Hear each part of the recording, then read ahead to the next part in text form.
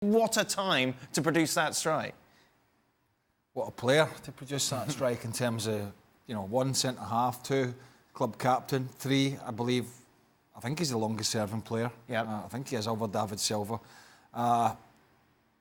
You know, and what happened? They just took it. It kind of opened up for him, and he looked as if he was going to hit it from 30 yards plus, and because nobody closed him down, he took another touch and got him a little bit closer, set himself, and then obviously, for those that saw it, the angles from behind, it went right in the top corner. You can place it in. Schmeichel, who had been fantastic, had absolutely no chance. So, an unexpected scorer, but a heck of a goal. From a Liverpool's perspective, when you see him running, Stevie, you're like, shoot, go on.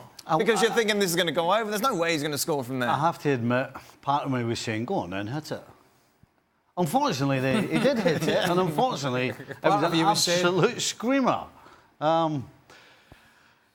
You can't really say too much more about Leicester. They gave absolutely everything. They had made challenges and tackles and interceptions, and Schmeichel made saves. But the one mistake they made was not closing the ball. They made one... Did they do that because it was Kompany? I think so, yeah. I think if you looked around, you've got players, you've got Ndidi, who probably ended up being the closest. He ended up going with a runner rather than closing him, because as a defender, you're thinking, right, what's the best option here? And the best option is to leave it with Kompany. Unfortunately, Kompany from nowhere has hit an absolute worldly. But honestly, City deserved the one. Yeah. They were by far the better side. And it did feel all the way throughout the game as though it was a matter of time. It just came from the unexpected source. For all the City domination and all the chances they created and the saves that Schmeichel make and the goal that Kompany scores, Iheanacho has a chance late in the game. And I mean, you couldn't ask for anything better for him, coming to his favorite left foot, rolling nice and neatly for him to just be taken first time. And man, you talk about a player that is not ready for the moment. And then, well, of course, we heard the stat that he hasn't scored in 27 matches. And well, here's why.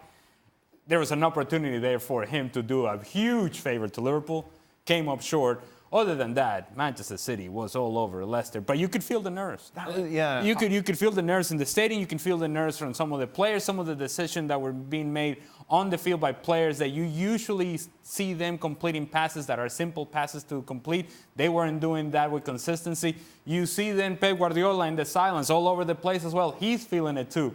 And Kompany comes up with that goal, and then everything just kind of goes away. It's a great match for City in terms of the result. And I think there's going to be nervous moments ahead. Even if it is away to Brighton, there's going to be nervous moments away because it just feels like nothing's going to come easy for either Liverpool or City in this last match. Apparently, when City, to go back to your point, Ali, when City sold Iheanacho to Leicester, they were adamant inserting a 50 million buyback clause, right, which is well and truly sailed down the river now, not just on tonight's performance or tonight's miss, but I think just as a generalisation. So in some sense they were lucky that that wasn't a sort of Jamie Vardy or a Maddison in that position to finish it, because that, you know, and you mentioned it during the game, was Zinchenko's out of position that late in the game with the title on the line, and you got one goal up. All good fullbacks and centre-halves are saying, and midfielders are saying, right, stay in your position. Don't go charging forward. Ali mentioned it. You could feel the tension, even just us watching here. Leading up to that. You mean? Leading up to the goal, it came in the 70th minute, in the sense that there was a time that I'm sure City fans are thinking, maybe this is it. Maybe this is the time that, you know, we're going to blow it. What's it like as a player in that situation? You must have had similar games when you're on runs for Liverpool, where you need a goal, you can feel the tension from the crowd. As Ali says, the players aren't as slick as you normally would see them. You know, you have to remember the process of why, with 2 games to go, you're probably going to win the league. You have to remember how that happened. And that means that you don't go trying to do it all on your own. So you don't have anybody just running willy-nilly, trying shots from 40 and 50 yards, just doing stupid things. You try and remember the process that you've done for 9 months that have got you there. And if you do that, then with the possession you have, with the ability you have, you get an opportunity somewhere along the line. And it's an opportunity because nobody closing you from 25 yards, you take the shot. And he scored.